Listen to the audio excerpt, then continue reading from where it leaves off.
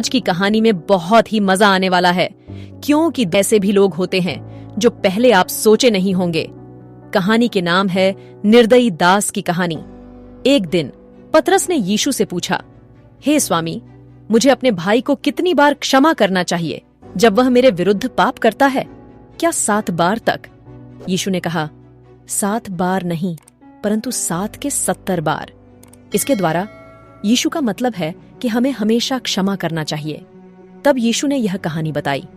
यीशु ने कहा, परमेश्वर का राज्य एक राजा के समान है जो अपने दास से लेखा लेना चाहता था। उसका एक दास वर्षों से 2 लाख रुपए के भुगतान के लिए एक बड़े कर्ज का कर्जदार था, परंतु वह दास अपने कर्ज को चुका नहीं पाया।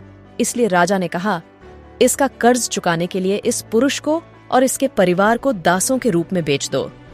उस दास ने राजा के सामने अपने घुटनों पर गिरकर कहा, कृपया मेरे साथ धीरज धर और मैं अपने कर्ज की पूरी रकम का भुगतान कर दूंगा।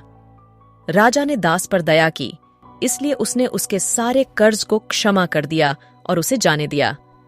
परंतु जब वह दास राजा के पास से बाहर गया तो उसे उसका एक साथी दास मिला जो उसके 4 महीनों के भुगतान का कर्जदार था।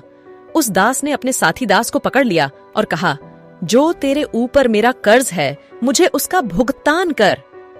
उस साथी दास ने घुटनों पर गिरकर कहा, कृपया मेरे साथ धीरज धर और मैं अपने कर्ज की पूरी रकम का भुगतान कर दूंगा।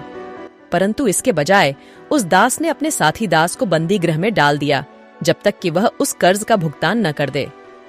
जो कुछ हुआ था उसे कुछ अन्य दासों ने देखा और वे बहुत परेशान हुए। वे राजा के पास गए और उसे सब कुछ बताया। राजा ने उस दास को बुलाकर कहा, हे दुष्ट दास, मैंने तेरे कर्ज को इसलिए क्षमा किया था क्योंकि तूने मुझसे विनती की थी। तुझे भी वैसा ही करना चाहिए था।